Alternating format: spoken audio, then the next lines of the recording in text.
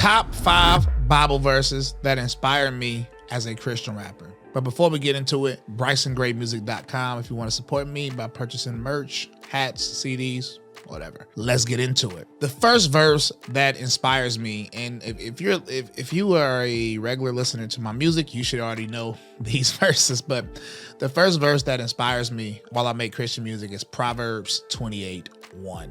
It says, "The wicked flee when no man pursues, but the righteous are as bold as lions."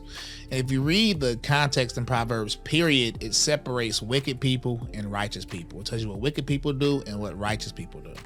And clearly, as somebody that's trying to be a little Christ or walk like Christ, which is the definition of Christian, then I would rather be righteous. So people always wonder, why am I so bold in my music? Well, the Bible commands you to be bold. Verse number 2.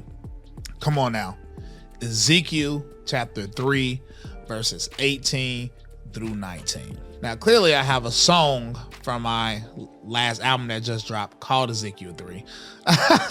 And I also have another song inspired by Ezekiel 3, which is called Warn the Wicked. And I mentioned this so many times in my songs. The reason Ezekiel 3 is so important to me because this is the part that most Christians, especially Christian rappers, seem to leave out of what they do as a Christian artist. The Bible literally commands us that if God tells them that they would die in their sin and you do not warn them to turn from their wicked way, then their blood is on your hands. And I know people are scared to offend their followers and scared to lose fans, but I'm not, because I'm more scared of the person that can kill the body and the soul rather than just fearing people that can just kill the body, which is a Bible verse, by the way. But yeah, so Ezekiel 3, put a fire in my back to continue warning people that they will die in their sins and to turn from your wicked way. If that offends people, I don't care, because I'm doing my job as a Christian. And I think you can hear this in my music. Verse number 3. If you've ever watched any live stream of mine till the end, you know this. Matthew 6:33. "Seek ye first the kingdom of God and all his righteousness, and everything will be added unto you." I am an independent artist. I plan to remain independent. I don't want to ever sign to a record label, especially not one of these mainstream ones. The most I would ever even do is to do a partnership, but it has to be with somebody Christian. You know what I'm saying? So I plan to stay independent because I'm signed to Jesus Christ. And the reason I am very confident in that, and the reason you don't see me jumping up trying to get a deal or trying to collab with people, is because I seek first the kingdom and God's righteousness. So my whole vision and my whole goal is kingdom. I want to go to heaven, and I attempt to live my life like I'm trying to go to heaven. I make my music like I'm trying to go to heaven. And because of that, I don't worry about will I be able to have enough money for this, because I feel like when you do that, when you truly seek first the kingdom and God's righteousness, God will take care of you. Everything will be added unto you. That's why I don't stress. That's why even when I get banned or shadow banned or stuff, I don't stress. I keep posting, keep doing what I'm doing, because God gonna take care of me. And that has proven true thus far in my career. A lot of Trump supporters turned on me. Not all, but a lot of them turned on me because I put God before Trump.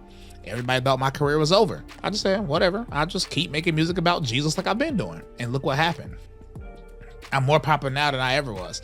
Jesus takes care of you. So Matthew 6:33, it keeps me grounded. Matthew 6:33 is the basis for the first 2 influencing me that I gave you. Verse number 4 is the end of Hebrews 5.